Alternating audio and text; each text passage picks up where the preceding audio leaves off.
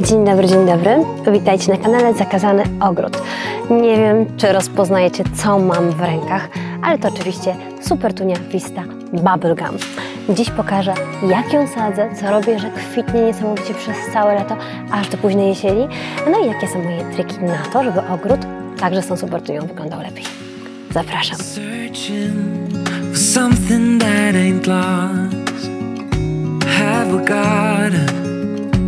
Our lines cross. We're wasting time on stuff that doesn't really matter, while wishing for something better. I try to fix things that weren't broken. Na moim tarasie Supertunię prowadzę już od około 4 lat. Na początek, gdy trafiłam właśnie na tą super roślinę, zastanawiałam się, czy ona faktycznie będzie taka super, jak ją wszyscy wychwalają. Przeczytałam jakiś artykuł w zasadzie w internecie, gdzie pisali o tym, że jeżeli ktoś ma problemy z surfiniami, to Supertunia będzie świetną alternatywą dla tych roślin. Stwierdziłam, że przetestuję i powiem Wam, że oszalałam i oszalała też każda osoba, która przychodziła do nas i widziała te Supertunie na tarasie. Na początek mieliśmy tylko taką ściankę właśnie z tych Supertuni, natomiast później stwierdziłam, że kolor Supertuni Visty Bubblegum jest tak niesamowity. To jest, słuchajcie, kolor, to nie jest, wiecie, taki mocny róż, to nie jest też pastelowy róż, ale ten kolor ma w sobie coś niesamowitego, ponieważ jest taki, powiedziałabym, lekko neonowy, ale delikatny. Dodatkowo ta Supertunia pachnie. Ja po prostu uwielbiam ten zapach. No i to jest taki lekko cytrusowy zapach. Teraz lubimy tę Supertunię mieć w różnych miejscach na tarasie i w różnych miejscach ona się znajduje. W tym roku planuję też tą Supertunię prowadzić w gruncie. W gruncie jeszcze nie próbowałam. Wiem, że fantastycznie rozrasta się nawet do metra średnicy i jest to dla mnie naprawdę fajny sposób na zapełnienie rabat, zwłaszcza też nowych rabat, ponieważ będzie ogromna przestrzeń zajęta kolorem. Gdy pokochałam Supertunię Visty Bubblegum, postanowiłam wprowadzić do ogrodu też Supertunię Fuksję i Silverberry. Powiem Wam, że Silverberry jest ogólnie odmianą uznawaną za odmianę niższą, za odmianę, która jednak rośnie też mniejsza. Bubblegum jest odmianą, która rośnie jako właśnie takie monstrum. Fuksja teoretycznie też jest traktowana jako takie monstrum, ale jeżeli naprawdę zapytacie kogokolwiek, kto miał tę Supertunię, to Vista Bubblegum jest niesamowita, jest naprawdę taka pełna wigoru i powiedziałabym, że najbardziej obficie kwitnąca i najbardziej mocno rosnąca z wszystkich Supertuni Vista. Marzy mi się Supertunia Vista w kolorze cytrynowym. Mimo tego, że jak wiecie, ja nie jestem jakąś wielką fanką kwiatów żółtych, to widziałam naprawdę takie Supertunie w takim cytrynkowym, kanarkowym kolorze. Niestety nie są dostępne jeszcze w Polsce. Jak tylko będę na pewno jedną z pierwszych, która zacznie je sadzić. No ale cóż, dzisiaj Wam chcę pokazać, jak o te Supertunie dbać, jak je sadzić. Chcę pokazać moje triki, które stosuję po to, żeby mieć jak najwięcej spokoju z tymi fantastycznymi roślinami i żeby przepięknie rosły. Pokażę Wam też takie proste tak naprawdę nasadzenie, ponieważ ja nie komponuję zbytnio Supertunii z innymi roślinami. Słuchajcie, próbowałam robić kompozycję z Supertunią i dopóki jest ona jeszcze malutka, czyli może przez jakiś pierwszy miesiąc, to może coś fajnego jeszcze wychodziło, ale Supertunia jest tak żarłoczną rośliną, jest tak egoistyczną rośliną, że zabiera wszystko, co się da z tej ziemi i ja po prostu nie widzę sensu prowadzenia jej z innymi roślinami. Jeszcze z jakimiś mocniejszymi trawami, ok, ale próbowałam z lobelią, próbowałam ją usadzić gdzieś koło różnych naprawdę roślin i efekt był marny, a najbardziej marny był, jeżeli miałam rośliny typu klematisy, chciałam je obsadzić, żeby pięknie zwisało dołem Supertunia, a klematis szedł górą i ewidentnie widziałam, że ten klematis po prostu gorzej rośnie, gdy Supertunia jest. No jednak ona jednak mi się wydaje, że nie lubi konkurencji i chce po prostu sama fantastycznie rosnąć, no i fantastycznie wzbudzać podziw. No dobra, zabieramy się za sadzenie. Pokażę Wam też, jakie donice wybieram, dlaczego takie donice wybieram, no i moje triki na sadzenie. W jakich ja donicach Supertunię sadzę? Słuchajcie, rok w rok, od kilku lat sadzę Supertunię w takich donicach. Zaskoczę Was, ale ta donica jest donicą metalową. Jest to donica, którą kilka lat temu kupiłam w Ikei. Teraz wiem, że nie są one dostępne w takiej formie, ale są w bardzo podobnej. I czym Was jeszcze pewnie zaskoczę? Tym, że moja donica nie ma otworów, mimo tego, że przeważnie w roślinach doniczkowych staramy się ten otwór zachować. Dlaczego ja tego otworu nie mam i jak to się u mnie sprawdza? Słuchajcie, sprawdza się u mnie to 4. rok, więc naprawdę jest to rewelacja. Przede wszystkim dlatego, że ja na dno tej donicy daję dość grubą warstwę keramzytu. Gdybym miała otwory w tej donicy, keramzytu bym nie stosowała, ale testowałam też taką donicę. I to jest donica plastikowa. Słuchajcie, to są takie najprostsze donice, które można w zasadzie wszędzie kupić. I tu, mimo tego, że jest donica, w której są otwory, tu nie dawałam keramzytu i w tej donicy Supertunia rosła gorzej. Dlaczego? Porównajcie sobie te dwie donice. Te dwie donice tak naprawdę bardzo mocno różnią się od siebie tą szerokością, jak i również wysokością.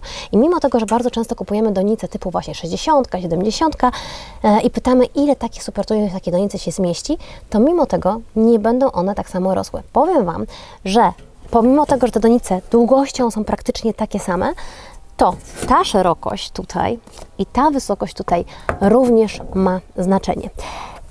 Dlatego ta donica u mnie się tak fajnie sprawdza, ponieważ Supertunia, jeżeli się nad tym zastanowimy, jest to roślina jednoroczna, która wyrasta naprawdę na bardzo dużą roślinę. Jeżeli ona potrafi w gruncie rosnąć metr na metr, to ona naprawdę ma dość szeroki, dość obfity system korzeniowy.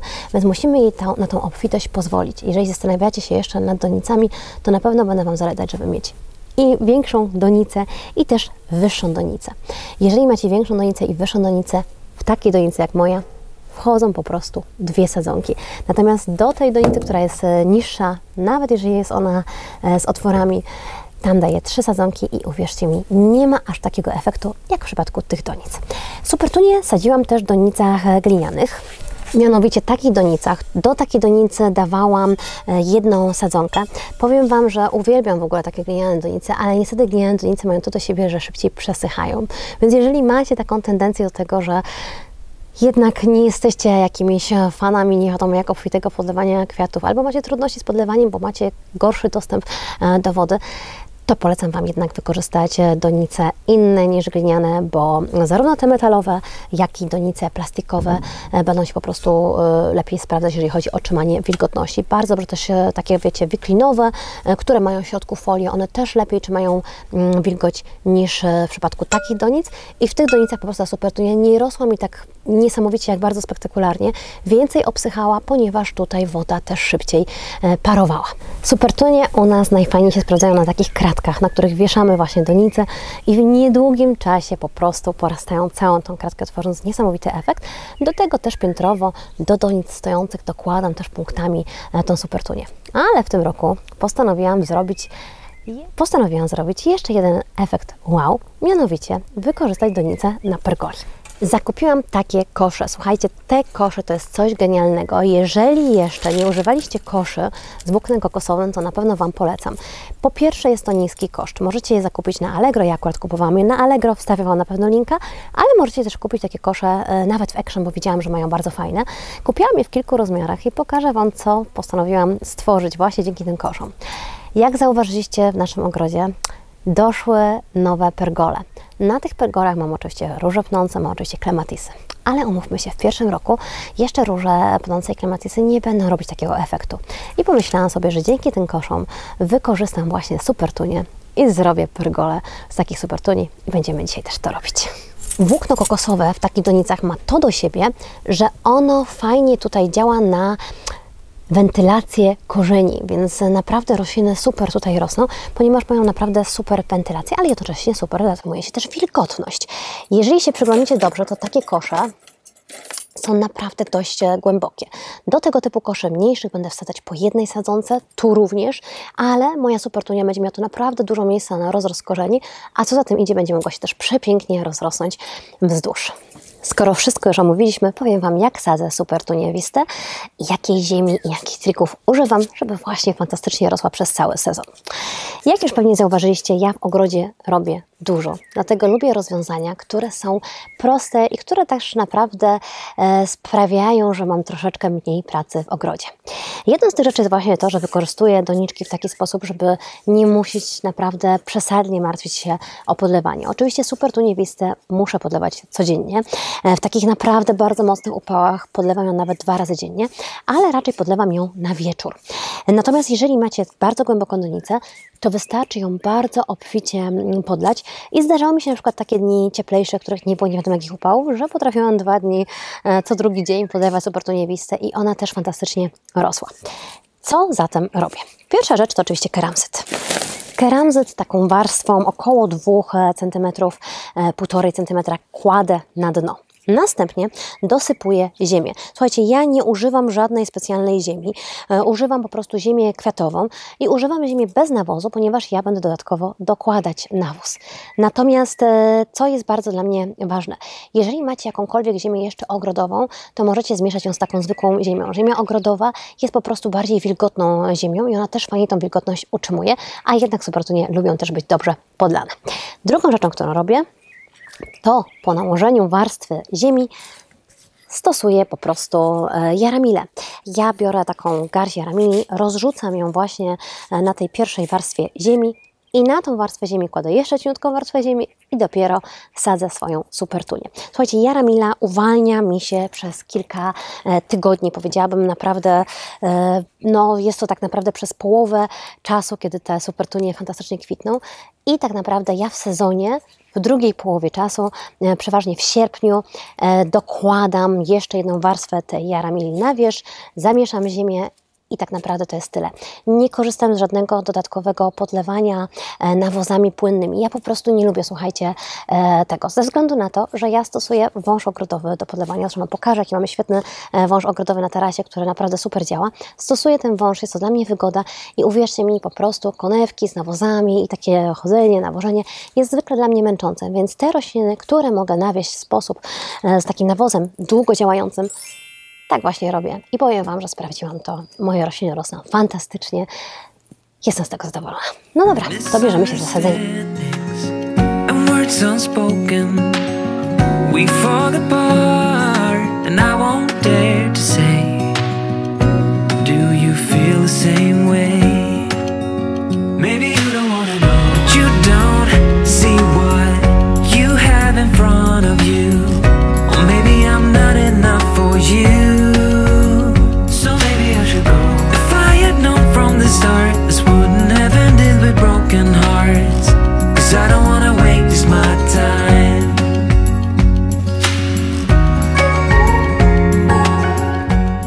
Miałam wam pokazać, jak my podlewamy nasze kwiaty. Słuchajcie, tu jest taki automatyczny wąż ogrodowy.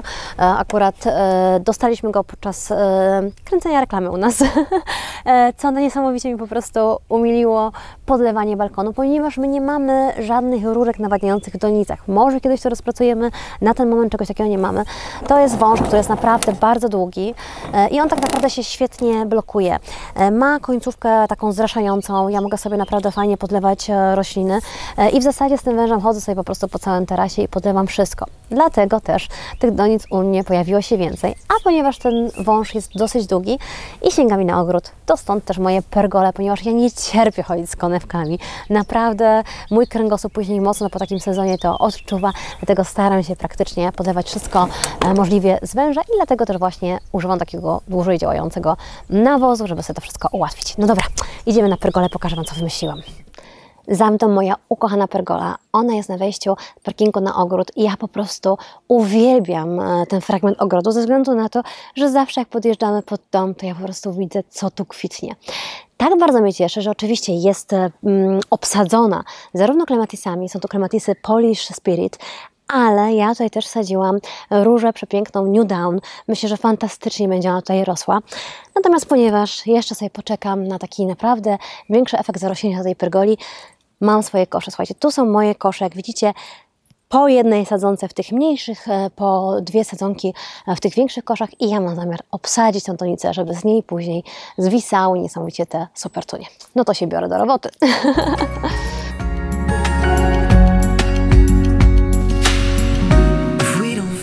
Ewidentnie urok tych koszy polega też na tym, że możecie regulować ich wysokość, czyli nie musicie tak naprawdę mieć tak, jak zalecane jest od początku, tylko możecie sobie na przykład te dzędzelki, że tak nazwę, włożyć po prostu ten klip i też po prostu zmniejszyć tą wysokość. Ja na ten moment na razie wykorzystam sobie wysokość taką, zobaczymy jak to będzie mi szło.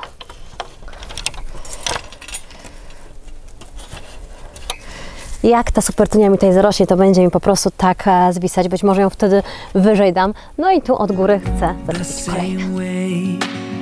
Then don't pretend that everything's okay. Don't string me along the way you do. Just let me get over you.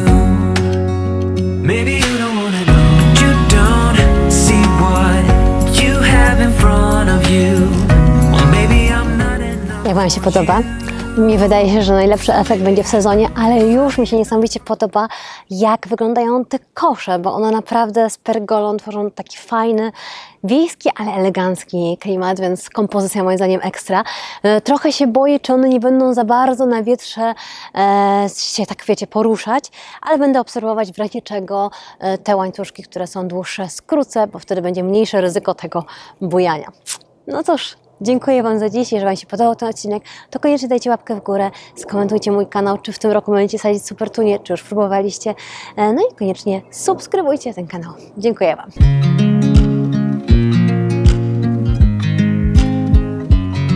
I watch you as you drive.